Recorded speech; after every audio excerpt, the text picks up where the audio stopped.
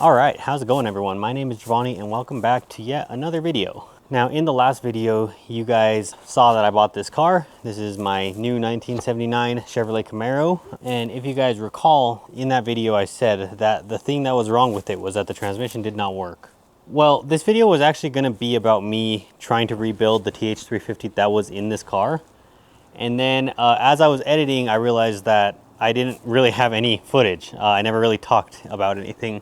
I just had a bunch of time lapses because that video was supposed to be one big long video and I didn't really like the way it was turning out, so I just kind of cut it short. Anyway, I really just don't have a video. I don't have enough content to make a video for just trying to rebuild that TH350. I wasn't trying to make an instructional video or anything. You'll see, because actually I tried. I did pull the TH350 out of this car and try to rebuild it, but I did it wrong. It still didn't work afterward. Also, in that video, I'll post a few short clips, but basically, as I was doing all of this, my main commuter car, the Miata, ended up blowing up, like engine seized up. Basically, I was on super crunch time to get this done. That's why the video footage is all not really planned out very well. This was like day after day after day after day of just trying to get this thing working. So that's kind of why things don't line up. Unfortunately, you guys didn't get to see too much of the TH350 like rebuild or me talking about it at all. That's because I was really just watching a YouTube video and throwing things together and hoping for the best. Now, what this video will be though is something pretty interesting that we ended up doing. We ended up swapping in a 700R4, which is the early predecessor to the 4L60E, into this bad boy. So that's going to be a 4-speed transmission with an overdrive. And yeah, so that's actually what this video is going to be about. And yeah, I hope you guys enjoy it.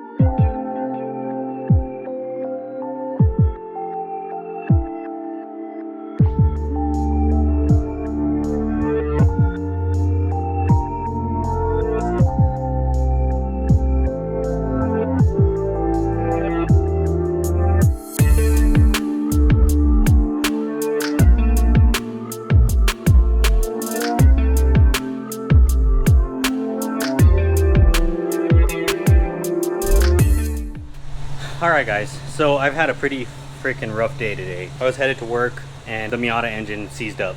It started knocking and like by the time I was able to pull over, it was seized up. It just stopped. I heard some nasty ass knocking or something going on this engine on the Miata. I don't see any oil leak though, that's good. Maybe it's not blown up.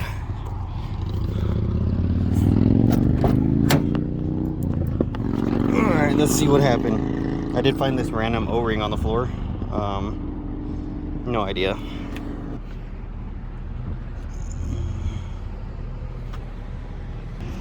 I don't see anything wrong. It sounded like rod knock though. It's probably seized up internally. Well, that sucks. It definitely smells like in here. Do I even dare try to start it again? Oh yeah, she's locked up. Yeah, that would be engine failure. So yeah, I'm pretty much out of vehicles at this point. We got the Camaro running right now. I'm just adding fluid in a little bit at a time. Basically, I had a tremendous leak, like a horrible leak from the kickdown cable area. So I had to replace that. That was no fun. So far, I haven't had any leaks yet or any more. So I'm just adding maybe a couple ounces at a time.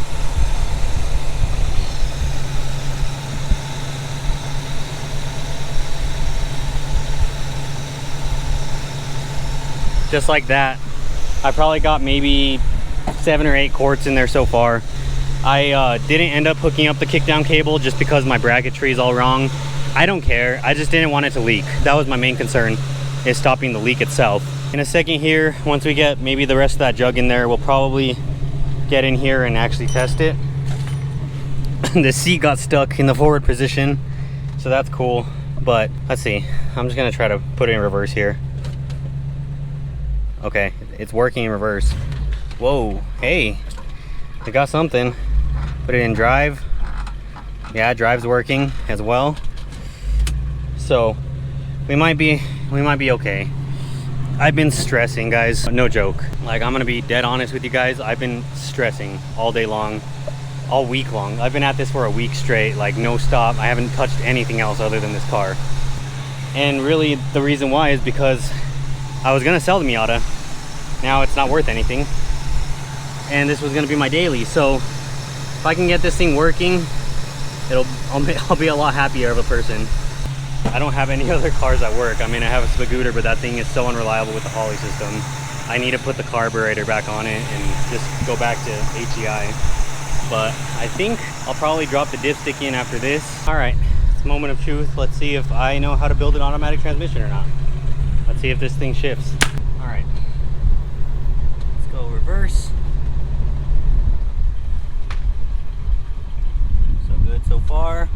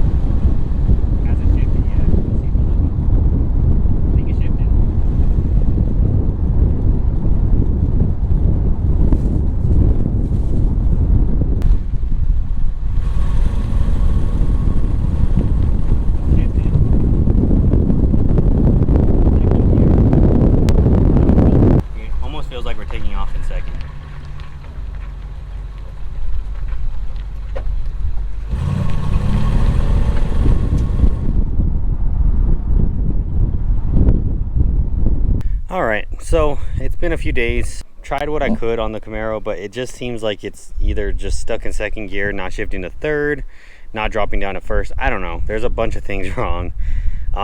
You know, it's probably something I did building the transmission. I'm not afraid to admit that. I don't know how to build transmissions, but I thought I'd, you know, give it the old try. So I was, you know, pretty much getting ready to drop it again and go through it one more time. You can see I've been draining all the liquid out and stuff. And yeah, I was gonna just go ahead and go through it one more time. But then I got to thinking, you know, I can spend more time, spend more money. But I just hopped on Facebook and started looking at my options and stuff. And I ended up finding this. Boom. So I got really lucky and I found this. This is a 700 R4. So a 700 R4 is a 4-speed overdrive transmission. This one is out of an 89 Camaro. So it does have the electronic speedo. I honestly would have preferred mechanical. I might still go to a junkyard before I slap this guy in and maybe find one. If not, no big deal. I can always change that at a later point. I'm not too worried about having a speedometer right now. More importantly, I just want to get the car running. But yeah, so basically a 700 R4 is an upgrade. You know, some will argue it's not as strong as a 350, and others, you know, just don't know a lot about them. This is basically a manual 4L60E. So coming from the LS world, we have the 4L60E. This is basically identical to it, other than that the 4L60E uses electronic solenoids to shift, whereas this uses hydraulics, and it's all manually operated basically. The big catch about the 700 R4 is this guy. This is your TV cable, throttle valve cable. And basically what this does is this controls a valve inside the transmission that has to do with line pressure and shift points basically. So big important thing to do is to get this running properly or operating properly, which we'll get to when the transmission's in there. But for right now, we're just we're just trying to get this in here. We're gonna have to make a few modifications on the car to do it, but nothing too major. Also, in addition to having 4 speeds with that overdrive, the 700R4 also has a lockup converter, which is very nice. Lockup converter basically locks a clutch inside the converter and allows the less drag on the converter, which helps improve economy when you're in like 4th gear. Basically all modern transmissions have that, and it's a huge economy booster. But anyway, so the 4L80, or sorry, the 700R4 is pretty much I think it's exactly 3 inches longer than the TH350 short tail, which is what we have in our Camaro. So that means that we're gonna have to take out 3 inches from our drive shaft. But obviously this video has gone on for way too long. So this is where I'm gonna end this portion of it. And the next video, I'm gonna be showing you guys how I'm putting in the 700R4 into my 1979 Camaro. So as always, if you guys enjoyed this video, please give me a like. Go ahead and hit that subscribe button so you guys can keep following along. As always, if you guys have questions, hit me up on Facebook, facebook.com/Jovani Dante Griego, Instagram @Jovani Dante. Also, I'm trying really hard to get this second channel I have up and running, so if you can, go ahead and give that one a subscribe. That's going to be in the description below. And yeah, that's pretty much it for me. I'll see you guys very shortly in the next video. See ya.